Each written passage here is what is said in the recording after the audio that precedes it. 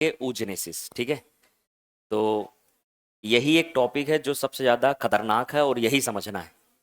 समझ, यही एक आखिरी टॉपिक है जो समझना है, फिर चैप्टर में कुछ बचेगा नहीं।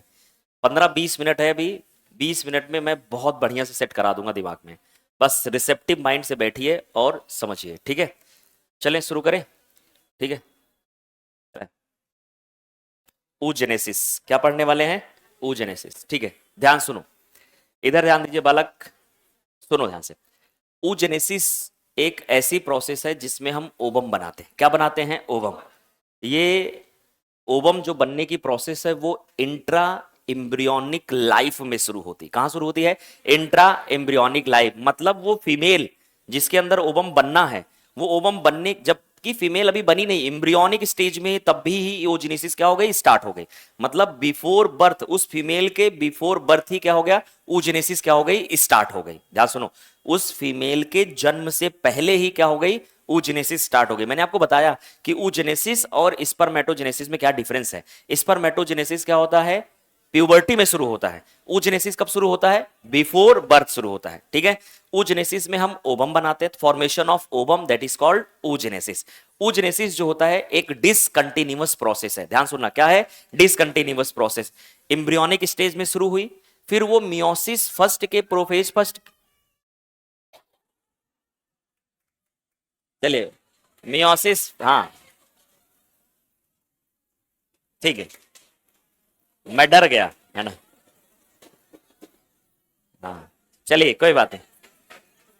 अरे ठीक है, सुनो मेरी बात, इट्स ओके इट्स ओके। अरे इतना नहीं हंसना, कोई बात नहीं। अरे पढ़ते हैं, सुनिए, कितना हंसोगे तुम लोग, है ना। लेकिन बढ़िया था, टून ऐसी होनी चाहिए। मैं भी सोचता हूँ टून ऐसी आए, चाहे जितना स्ट्रेस रहे पहले आए, नाचने वाली टून हो। पहले नाच लिया जाए फिर फोन उठाया जाए, है ना। चलिए सुनिए ध्यान से, मैंने क्या बोला? oogenesis। सुनो अब ध्यान से, इधर ध्यान दो। oogenesis क्या होता है? ध्यान सुनिए, कहां शुरू हुई? प्यूबर्टी में शुरू हुई कि एम्ब्रियोनिक लाइफ में शुरू हुई? एम्ब्रियोनिक लाइफ में शुरू हुई। अब मैंने बोला इसमें 3 फेज होगा। कितना फेज होगा? 3। Multiplication phase, growth phase, maturation phase, same as spermatogenesis. अगर मैंने आपको बताया था स्पर्मेटोजेनेसिस में कि जो जर्म सेल्स है, स्पर्मेटोगोनिया है, प्राइमरी स्पर्मेटोसाइट है, कैसे होते हैं? 2n। और दूसरा जो होता है सेकेंडरी स्पर्मेटोसाइट, स्पर्मेटिड और स्पर्म क्या होते हैं? एन होते हैं। यहां उल्टा कर दो, यहां क्या होगा? जर्म सेल ऊगोनिया और प्राइमरी ऊसाइट क्या हो जाएंगे? 2n। फिर से germ cell, oogonia, primary oocyte कैसे होंगे? 2n। और सेकेंडरी ऊसाइट, ओबम और पोलर बॉडी कैसे होंगे? n होंगे। दोबारा से, secondary oocyte, ओबम and polar body कैसे होंगे? n होंगे। अब फिर से देखते हैं क्या क्या लिखा है। Formation of female gamete ovum, उसे क्या कह देते हैं? oogenesis। ये स्टार्ट होती है कहां पे बेटा? एम्ब्रियोनिक स्टेज में। डिसकंटिन्यूअस प्रोसेस है, क्यों है? क्योंकि ये बता रहा था मैं कि जब बिफोर बर्थ जब ये प्रोसेस शुरू होती है, एक्चुअल में ये प्रोसेस ऐसी होती है। यहां से सुनिए, देखिए, प्राइमोडियल जर्म सेल्स होती हैं, जर्म सेल में मल्टीप्लीकेशन होता है, मतलब माइटोसिस डिवीजन होता है, और ढेर सारी क्या बनती है? ऊगोनिया। ऊगोनिया जो होती है ग्रोथ करती है, बड़ी होकर क्या बनाती है? Primary oocyte. अब प्राइमरी ऊसाइट में क्या शुरू होगा? मियोसिस। मियोसिस शुरू तो होगा, लेकिन मियोसिस प्रोफेज फर्स्ट पे क्या होगा? जो मियोसिस फर्स्ट के प्रोफेज फर्स्ट के डिप्लोटीन स्टेज पर जाके रुक जाएगा, अरेस्ट हो जाएगा। अब वो रुक गया और वो प्राइमरी ऊसाइट अब धीरे धीरे धीरे धीरे ऊगोनिया क्या होगी? डीजनरेट होना शुरू हो गई। मतलब जन्म के बाद कोई नई यूगोनिया बनती नहीं है, कोई नई यूगोनिया ऐड नहीं होती है। प्यूबर्टी तक पहुंचते पहुंचते जो प्राइमरी फॉलिकल्स हैं उनका संख्या हो जाती है 60,000 से 80,000 एक ओवरी के अंदर। कितनी हो जाती है? 60,000 से 80,000 एक ओवरी के अंदर। तो पहले ये सीक्वेंस समझो, फिर प्राइमरी, सेकेंडरी, टर्सरी और ग्रेफियन फॉलिकल समझो और दोनों को मर्ज करो, तब जाके हमें oogenesis पूरा समझ में आएगा। पहला सीक्वेंस क्या हो गया? प्राइमोडियल जर्म सेल से क्या बनता है? ऊगोनिया। ऊगोनिया से क्या बनता है? Primary oocyte. प्राइमरी ऊसाइट से क्या बनता है? Secondary oocyte. सेकेंडरी ऊसाइट से क्या बनता है? स्पर्म। ठीक है, सॉरी, ओबम। क्या बना? पहले प्राइमोडियल जर्म सेल से ऊगोनिया, ऊगोनिया से क्या हो गया? प्राइमरी ऊसाइट, प्राइमरी ऊसाइट से सेकेंडरी ऊसाइट, सेकेंडरी ऊसाइट से क्या बनेगा? ओबम। अब ध्यान से सुनिए, जो ओबम बनता है वो कैसा होगा? हैप्लॉइड। अब 3 चीज मैंने बताया, germ cell, oogonia, primary oocyte कैसे होंगे? 2n। जो सेकेंडरी ऊसाइट है, ओवम है और साथ ही साथ क्या बनता है, पोलर बॉडी, ये कैसा होगा, एन होगा। अब ध्यान रखना पोलर बॉडी दो तो बन रहे हैं लेकिन लिखा जाता है 2 से 3, क्यों, क्योंकि एक जो पोलर बॉडी ये बना होगा इसका काम अभी तक आइडेंटिफाई नहीं है, मतलब साइंटिस्ट पे रिसर्च कर रहे हैं, लेकिन ये डीजनरेट हो जाता है। क्या हो जाता है, डीजनरेट। मान लो ये डिवाइड कर जाए तो 2 बना लेगा, 2 बना लेगा फिर डीजनरेट कर लेगा, 2 ये हो गया, 1 हो गया, कितने हो गए, 3। तो कितने पोलर बॉडी बनते हैं टोटल, 2 से 3। कितने बनते हैं, 2 से 3। ये पूरी स्टेप एक दिन में नहीं होती, ये पूरी स्टेप सालों लगाते हैं। कितने लगाते हैं, सालों। एम्ब्रियोनिक स्टेज में शुरू हो रही, प्यूबर्टी में जाके क्या हो रही, खत्म हो रही। तो मैंने बोला प्राइम, एक बार याद करते हैं, प्राइमोडियल जर्म सेल से क्या बना, ओगोनिया। ओगोनिया से क्या बना, प्राइमरी oocyte। प्राइमरी oocyte में मियोसिस हुआ, वहां प्राइमरी स्पर्मेटोसाइट में मियोसिस हुआ था, तो यहां पे क्या हुआ, प्राइमरी oocyte में मियोसिस फर्स्ट हुआ। लेकिन मियोसिस फर्स्ट पूरा नहीं हो पाएगा, किस स्टेज पे रुकेगा, मियोसिस फर्स्ट के प्रोफेज फर्स्ट के डिप्लोटीन स्टेज पर। फिर से बोलो, मियोसिस फर्स्ट के प्रोफेज फर्स्ट के डिप्लोटीन स्टेज पर वो मियोसिस रुक गई। अब वो कब स्टार्ट होगी, प्यूबर्टी में स्टार्ट होगी। बच्ची ने जन्म लिया, उसके अंदर वो बनी हुई है और वो धीरे धीरे डीजनरेट होना शुरू हो गए। अब जब प्यूबर्टी में आएंगे तो जो मियोसिस फर्स्ट कंप्लीट नहीं हुई है वो अब जाके मियोसिस मतलब फर्स्ट क्या होगी, कंप्लीट होगी, कब, प्यूबर्टी में। अब जब एफएसएच हार्मोन्स आएगा तब ग्रेफियन फॉलिकल बनेंगे, तब क्या होगा, ये मियोसिस फर्स्ट कंप्लीट होगा। एक्चुअली ग्रेफियन फॉलिकल से पहले ही कंप्लीट होता है, ठीक है। तो अब यहां पे क्या होगा, पहला मियोसिस कंप्लीट होगा तो साइटोकाइनेसिस मतलब साइटोप्लाज्म का डिवीजन जो है वो अनइक्वल होगा। तो एक बड़ी सेल बनेगी और एक छोटी सेल, लेकिन कैरियोकाइनेसिस कैसा होगा, इक्वल होगा। फिर से मैं बोल रहा हूं, साइटोकाइनेसिस मतलब होता है साइटोप्लाज्म का डिवीजन, कैरियोकाइनेसिस का मतलब होता है न्यूक्लियस का डिवीजन। तो मैंने बोला न्यूक्लियर डिवीजन तो क्या हो गया, मतलब इक्वल है, बराबर बराबर बढ़ गए, लेकिन साइटोप्लाज्म क्या हो गया बेटा, अनइक्वल। तो एक तरफ ज्यादा साइटोप्लाज्म, एक तरफ कम साइटोप्लाज्म। जो बड़ा वाला होगा उसे बोलेंगे सेकेंडरी oocyte, जो छोटी सेल बनेंगे उसे बोलेंगे पोलर बॉडी। दोनों की प्लॉइडी क्या हो जाएगी, अब हैप्लॉइड हो जाएंगे, दोनों एन हो जाएंगे, क्योंकि इससे पहले क्या थे बेटा, 2n थे। मियोसिस फर्स्ट हुआ तो एन हुए। अब सेकेंडरी oocyte हमेशा सेकेंडरी oocyte ही रह जाएगा अगर स्पर्म से वो फर्टिलाइज नहीं किया तो। मतलब मैक्सिमम जब प्रेगनेंसी होती है, जब फर्टिलाइजेशन होता है, तभी सेकेंडरी oocyte ओवम में बदलता है, अदरवाइज मियोसिस पूरा कंप्लीट नहीं होता है। प्रेगनेंसी होगी तभी मियोसिस पूरा कंप्लीट होगा, अदरवाइज मियोसिस कंप्लीट नहीं होता। क्यों, क्योंकि जब तक स्पर्म पेनिट्रेट नहीं करेगा सेकेंडरी oocyte को, तब तक ये मियोसिस सेकंड पूरा नहीं होगा। मियोसिस सेकंड, जैसे सेकेंडरी oocyte है, मियोसिस सेकंड पूरा करना शुरू किया, मियोसिस सेकंड में पहुंचा, मेटाफेज स्टेज में पहुंचा, मेटाफेज में पहुंचते ये फिर से अरेस्ट हो गया, अरेस्ट हो गया। तो अब ये इंतजार करेगा, स्पर्म जब तक इसको पेनिट्रेट नहीं करेगा तब तक सेकेंडरी oocyte अपना मियोसिस कंप्लीट नहीं करेगा। देखो, प्राइमरी oocyte, सेकेंडरी oocyte दोनों अपने मियोसिस को रोकते हैं, रोकते मतलब हो गया अरेस्ट होते हैं। मियोसिस फर्स्ट कब अरेस्ट होता है बेटा, ध्यान सुनिएगा, प्राइमरी oocyte के अंदर, मियोसिस फर्स्ट के प्रोफेज फर्स्ट के डिप्लोटीन स्टेज पर। और मियोसिस सेकंड कब अरेस्ट होगा, सेकेंडरी oocyte में मेटाफेज स्टेज पर। किस पर होगा, मेटाफेज सेकंड पर, ठीक है। तो ये चीज बेसिक चीज आपके दिमाग में सेट होना चाहिए। अब हम समझ सकते हैं primary follicle, secondary follicle, Graafian follicle कब कहेंगे, ये पूरा सेट हो गया दिमाग में। क्या बोला मैंने, प्राइमोडियल जर्म सेल से क्या बना, ओगोनिया। ओगोनियस क्या बना, प्राइमरी oocyte। प्राइमरी oocyte से पहला मियोसिस कंप्लीट हुआ तो सेकेंडरी oocyte और पोलर बॉडी बनी। क्यों, क्योंकि यहां साइटोकाइनेसिस कैसा होगा, अनइक्वल, और दूसरा कैरियोकाइनेसिस कैसा होगा, इक्वल। अब सेकेंडरी oocyte में मियोसिस सेकंड शुरू हुआ, मियोसिस सेकंड फिर अरेस्ट हो गया। अब तब पूरा होगा जब तक स्पर्म पेनिट्रेट ना करे ओवम को, जब तक स्पर्म पेनिट्रेट ना करे ओवम को। अगर पेनिट्रेट नहीं किया तो ovum secondary oocyte as it is खत्म हो जाएगा। ओव्यूलेशन में ओवम नहीं निकलता, ओव्यूलेशन में क्या निकलता है, सेकेंडरी oocyte। फैलोपियन में ट्यूब में कौन जाता है एम्पुला पे, सेकेंडरी oocyte। जब स्पर्म आके फ्यूज कर जाएगा, पेनिट्रेट कर जाएगा, तब सेकेंडरी oocyte अपना मियोसिस सेकंड कंप्लीट करेंगे। किस पे अरेस्टेड रहेगा, मेटाफेज पर। किस पर अरेस्ट रहेगा, मेटाफेज पे। फिर जब secondary oocyte meiosis second complete करेंगे, ये भी डिवीजन अनइक्वल होगा, साइटोकाइनेसिस अनइक्वल होगा। एक बड़ी सेल बनेगी, एक छोटी सेल। बड़ी सेल को हमने क्या बोल दिया, ओवम। सेकेंडरी छोटी सेल को क्या बन दिया, पोलर बॉडी। तो टोटल पोलर बॉडी कितनी बनी, 2 से 3। टोटल पोलर बॉडी कितनी बनी, 2 से 3। तो मैंने यही यहां पे लिखा हुआ है, प्राइमोडियल जर्म सेल हो गया, ओगोनिया हो गई, और प्राइमरी oocyte कैसे हो गए, 2n। सेकेंडरी oocyte, ओवम और पोलर बॉडी कैसे हो गए, n। लेकिन मैंने बोला नंबर ऑफ पोलर बॉडी कितनी बनी, 2 से 3, ठीक है। ये डीजनरेट हो जाते हैं, क्या हो जाते हैं, डीजनरेट। अब मेन चीज समझिए, ध्यान सुनिए, ये तो हो गया। अब इस डायग्राम के थ्रू सारी चीज समझिए, ध्यान सुनिए। अगर एम्ब्रियोनिक स्टेज में पहुंचे, एम्ब्रियोनिक स्टेज में जितनी ओवोनिया बननी है बन जाती है ना। बनने के बाद क्या होता है बेटा, ध्यान सुनिएगा, उनका डीजनरेशन स्टार्ट हो जाता है। क्या हो जाता है, डीजनरेशन। एनसीईआरटी ने प्राइमरी फॉलिकल से लिखा हुआ है, लेकिन हम क्या कर रहे हैं, प्राइमोडियल सेल से कर रहे हैं, ठीक है। अब ध्यान सुनिए, सबसे पहले मैंने बोला मियोसिस फर्स्ट किससे अरेस्ट होता है, जल्दी बताओ, मियोसिस फर्स्ट किस पे अरेस्ट होता है, प्रोफेज फर्स्ट के डिप्लोटीन स्टेज पर। अब ध्यान सुनिए, मैंने बोला यहां पे ये वाली जो पिंक वाले कलर में है, ये है बेटा, ध्यान सुनिए, ये है आपका प्राइमरी oocyte। क्या है, प्राइमरी oocyte। प्राइमरी oocyte किस पे अरेस्टेड है, मियोसिस फर्स्ट के प्रोफेज फर्स्ट पे। अभी डिवीजन पूरा नहीं हुआ है। इसके ऊपर कुछ क्यूबॉइडल सेल हैं, क्यूब लाइक सेल्स हैं, जिसे हमने बोल दिया प्राइमोर्डियल सेल। ठीक है, प्राइमोर्डियल सेल क्या बनाएंगे, प्राइमरी फॉलिकल। अंतर कुछ नहीं है, वही प्राइमरी ऊसाइट है, और उसके ऊपर ये जो सेल क्यूबॉइडल थे अब कैसे हो गए कॉलमनर। इन सेल्स को बोला जाता है ग्रेनुलोसा सेल या फॉलिकुलर सेल। क्या बोला जाता है, ग्रेनुलोसा सेल या फॉलिकुलर सेल। सिंपल सी बात समझो आप, प्राइमरी फॉलिकल से समझिए।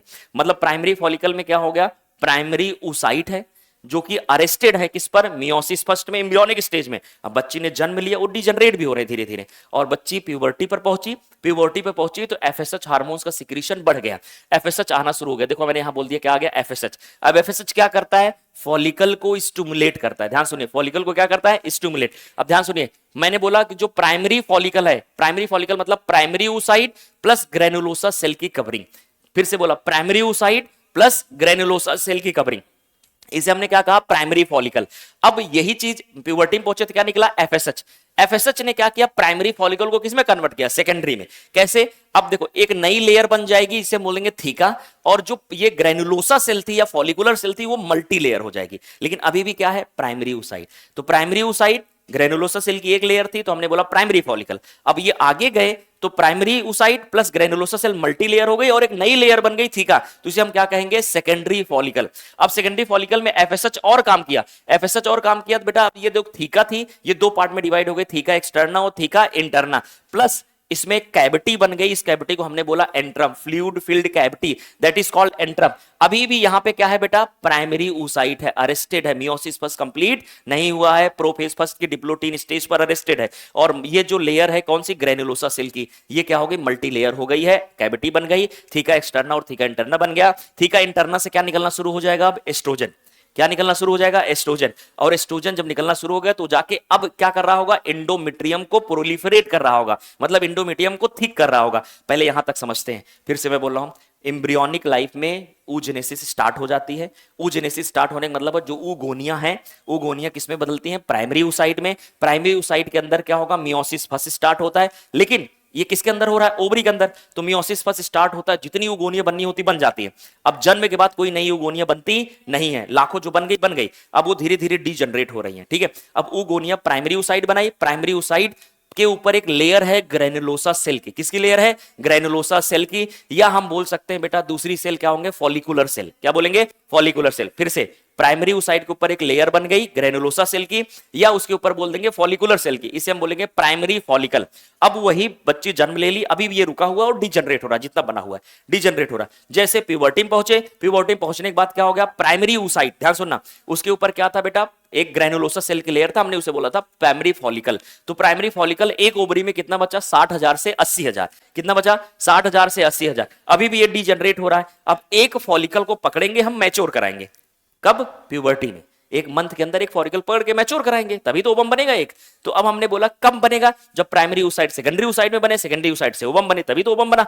तो अब प्राइमरी फॉलिकल, समझ गए ध्यान से, कब बोला, प्राइमरी ऊसाइट के ऊपर एक ग्रेनुलोसा सेल की क्या है, कवरिंग है, उसे हमने बोल दिया प्राइमरी फॉलिकल। अब एफएसएच आया, इस लेयर को क्या कर दिया, मल्टी लेयर, और प्लस एक नई लेयर बन गई, क्या बोला, बोले थीका, तो इसे हमने क्या कहा, सेकेंडरी फॉलिकल। तो प्राइमरी फॉलिकल में क्या है, ग्रेनुलोसा सेल या फॉलिकुलर सेल की एक लेयर और प्लस प्राइमरी ऊसाइट। अभी भी प्राइमरी ऊसाइट अरेस्टेड है प्रोफेज के फर्स्ट के, मतलब प्रोफेज फर्स्ट पे, डिप्लोटीन स्टेज पे। अब मैंने बोला एफएसएच ने उसको सेकेंडरी फॉलिकल में बना, सेकेंडरी फॉलिकल का पहचान क्या है, नई लेयर थीका बन जाती है, और फॉलिकुलर सेल या ग्रेनुलोसा सेल जो है क्या हो, मल्टी लेयर बन जाती है। फिर सेकेंडरी फॉलिकल टर्सरी फॉलिकल में बदला, टर्सरी फॉलिकल का कैरेक्टरिस्टिक क्या है, कैविटी बन जाती है, कैविटी का नाम क्या है, एंट्रम, और थीका डिफरेंशिएट हो जाती है, थीका एक्सटर्ना और थीका इंटरना में। ठीक है, लेकिन अभी भी क्या है बेटा, प्राइमरी ऊसाइट है। जैसे टर्सरी फॉलिकल बना, टर्सरी फॉलिकल, ध्यान सुनो, tertiary follicle plus primary oocyte, line सुनो ध्यान से, tertiary follicle plus primary oocyte क्या करेगा बेटा, अपना मियोसिस फर्स्ट अब कंप्लीट करेगा प्यूबर्टी में। क्या मैंने बोला, tertiary follicle plus primary oocyte, दोबारा सुनो, tertiary follicle plus primary oocyte complete it's meiosis first. जब मियोसिस फर्स्ट कंप्लीट होगा तो फिर से साइटोकाइनेसिस कैसी होगी, अनइक्वल, कैरियोकाइनेसिस कैसी होगी, इक्वल।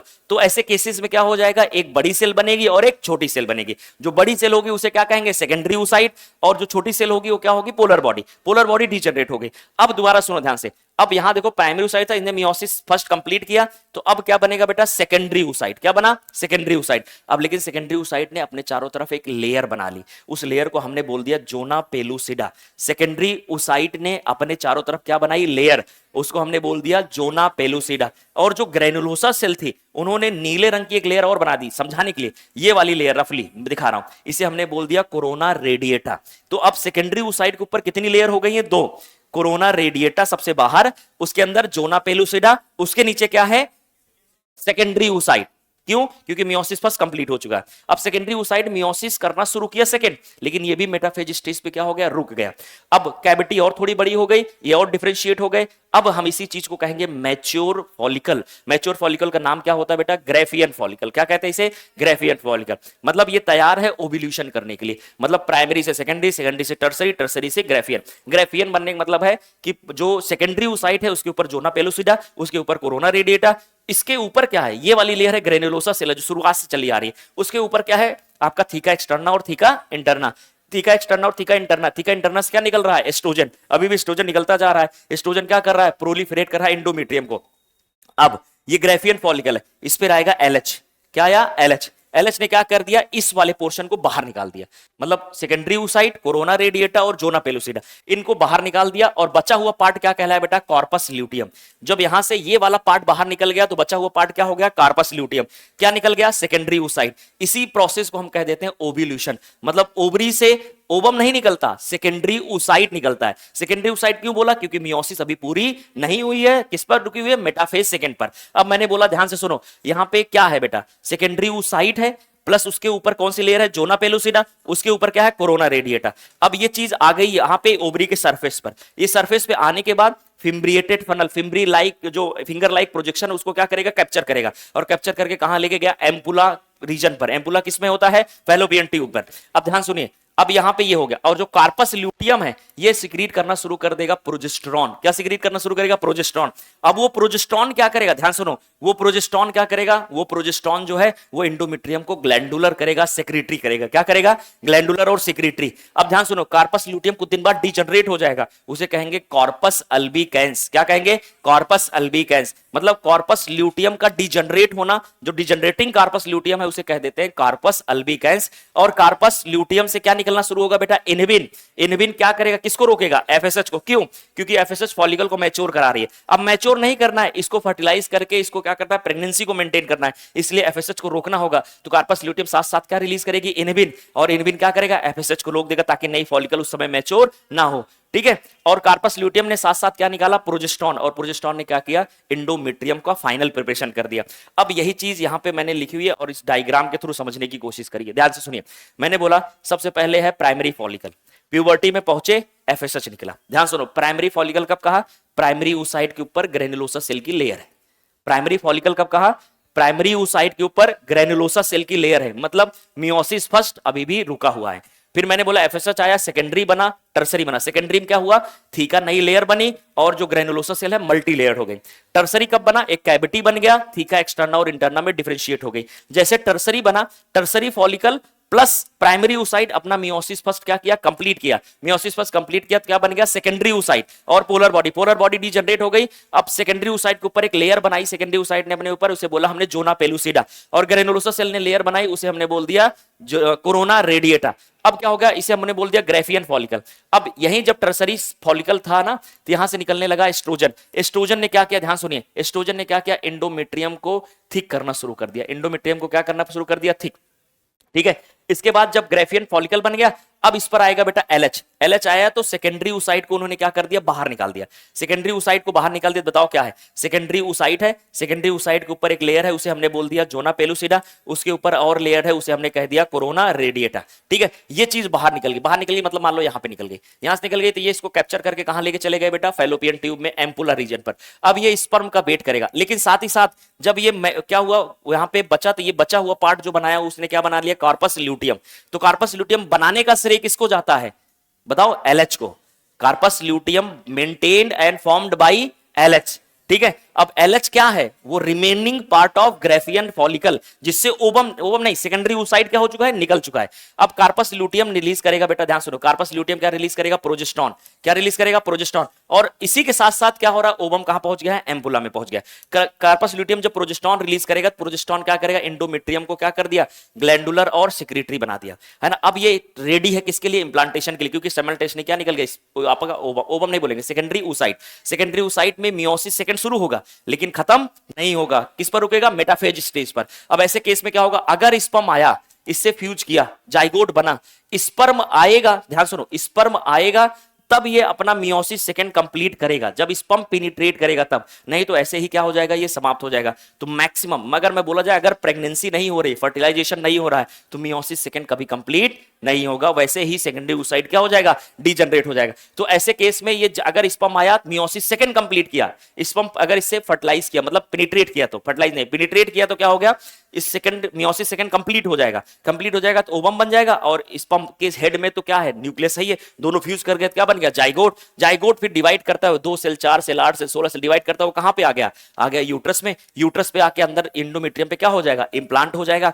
इंप्लांट हो जाएगा तो कार्पस ल्यूटियम लगातार प्रोजेस्टेरॉन का सिक्रीशन क्या करता रहेगा, ताकि एंडोमेट्रियम क्या रहे, मेंटेन रहे। तो मेन चीज है कि oogenesis जो हो रही है, मैंने बोला था ना, प्राइमोडियल जर्म सेल से oogonia, oogonia से प्राइमरी oocyte, प्राइमरी oocyte से सेकेंडरी oocyte, सेकेंडरी oocyte से क्या बन जाएगा, ओवम, और साथ साथ 2 पोलर बॉडी है, 2 से 3 पोलर बॉडी। ये एक साथ नहीं हो रहा, इसमें बीच में ना क्या है, सालों का डिफरेंस भी है, क्योंकि मैंने बोला जन्म से पहले शुरू हुई प्राइमरी oocyte, जब मियोसिस फर्स्ट कंप्लीट करना शुरू की, मियोसिस फर्स्ट पे प्रोफेज फर्स्ट के डिप्लोटिन स्टेज पर अरेस्ट हो गए। ये प्यूबर्टी में फिर आई FSH, इसको प्राइमरी से सेकेंडरी, सेकेंडरी से टर्सरी किया, टर्सरी में इन्होंने मियोसिस फर्स्ट कंप्लीट किया, फिर ग्रेफियन फॉलिकल बने, ग्रेफियन फॉलिकल में सेकेंडरी oocyte रिलीज हो गए, ओव्यूलेशन बोला, ओव्यूलेशन से फिर ये फैलोपियन ट्यूब में गए, फैलोपियन ट्यूब में स्पर्म की एंट्री के बाद ये क्या करते हैं, अपना मियोसिस सेकंड कंप्लीट करते हैं, और मियोसिस सेकंड कंप्लीट करने के बाद जाइगोट बनेगा, जाइगोट बनने के बाद क्या होगा, इंप्लांटेशन होगा। तो ओवरऑल oogenesis में इतनी ही स्टेप्स होती है। अगर आपको समझ में आ गया है तो सारी चीजें क्लियर है, नहीं समझ में आया तो कोई दिक्कत रहेगी हमेशा। बोलो कुछ समझ में आया थोड़ा बहुत, नहीं पक्का, पढ़ ले एक बार, पढ़ लो जल्दी से, फिर हम करेंगे इसको नेक्स्ट क्लास में। कल मेंस्ट्रुअल साइकिल प्लस फर्टिलाइजेशन वाला पूरा पोर्शन हम क्या करेंगे, कंप्लीट करेंगे। एक बार पढ़ लेना, कोई डाउट आए तो आप डाउट पूछ लेना, ठीक है, ओके। चलिए, थैंक यू सो मच।